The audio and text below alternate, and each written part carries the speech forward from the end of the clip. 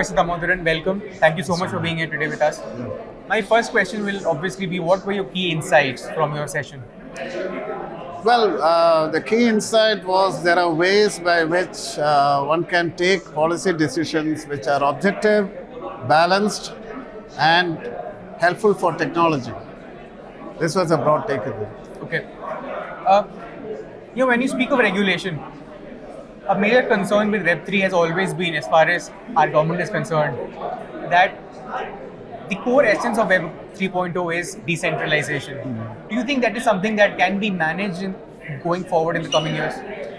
I have a feeling that decentralization is something which is not new to Government of India. Right? We are always talking about political decentralization. We are talking about economic decentralization.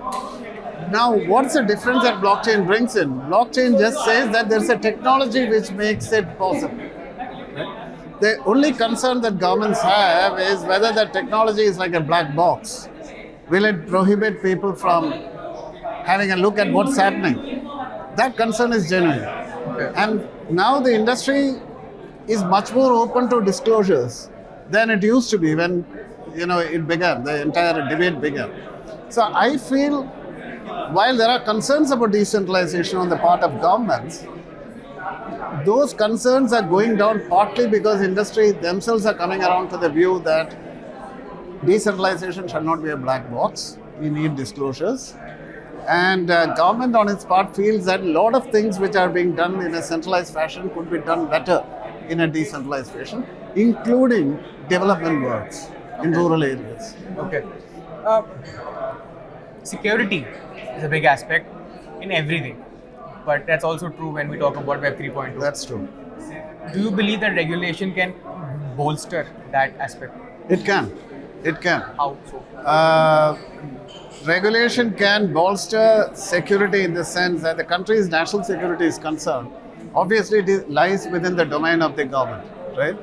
And if the Web3 community is coming forward with more disclosures, as we are saying, security is enhanced, right? And if there is good national security, there is good security for technologies like blockchains, and good ecosystem for ecosystems for technologies like blockchains to flourish in the country. So security and blockchain development can go together if this is based on very objective disclosures. Okay. So in that sense. Okay. Going forward, how do you see the Web 3.0 space evolve? Basically, what are your predictions? Well, I see India is a country of developers, right? We need more consumers of the product. Though a lot of people say, no, we are not here to consume it. India is the most vibrant consumer community. Now I see that in the days to come, the consumer community will go up in India, which means that the market will be phenomenal. Right now, we are creating more services and applications than we are consuming. We are creating it for external sources, right?